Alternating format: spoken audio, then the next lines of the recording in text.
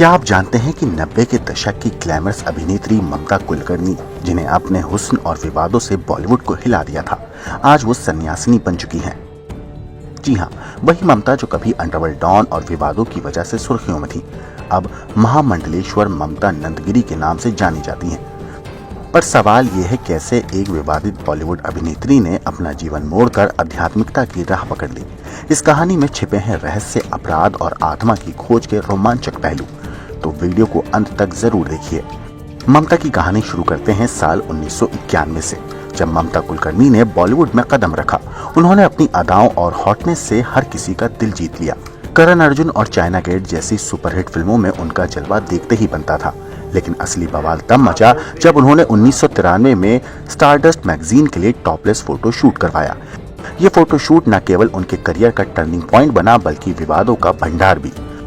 पर ममता की जिंदगी का सबसे बड़ा रहस्य पहले तब सामने आया जब उनका नाम अंडरवर्ल्ड डॉन छोटा राजन और ड्रग माफिया विक्की गोस्वामी के साथ जोड़ा गया। क्या ममता सच में अंडरवर्ल्ड की कठपुतली थी, या ये सब महज अफवाहें थी? इस पर उनके अपने शब्द कुछ और कहानी कहते हैं। 2002 के बाद ममता कुलकर्णी अचानक बॉलीवुड से वैसे गायब हो गई थी। खबरें थीं कि उन्होंने दुबई में विक्की गोस्वामी से शादी कर ली और ड्रग माफिया के साथ कई गैर कानूनी धंधों में शामिल हो गई।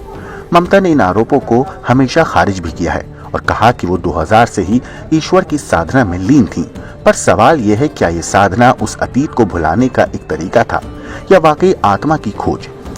2013 में उनकी किताब ऑटोबायोग्राफी ऑफ ए योगिनी ने इस रहस्य को और गहरा दिया। किताब में उन्होंने लिखा, कुछ लोग संसार के लिए जन्म लेते हैं और कुछ ईश्वर के लिए। मैं ईश्वर के लिए पैदा हुई हूँ।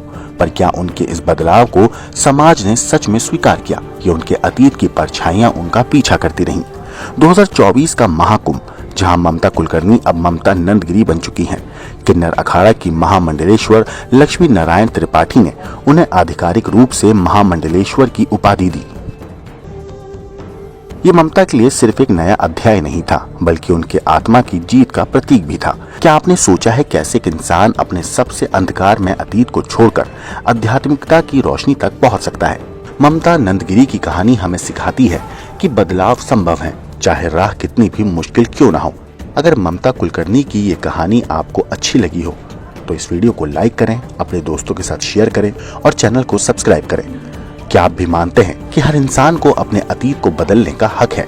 अपनी राय हमें कमेंट्स में बताएं। याद रखें, हर अंधेरे के बाद एक रोशनी आती है, बस उसे पाने की कोशिश करनी होती है। ब्यूरो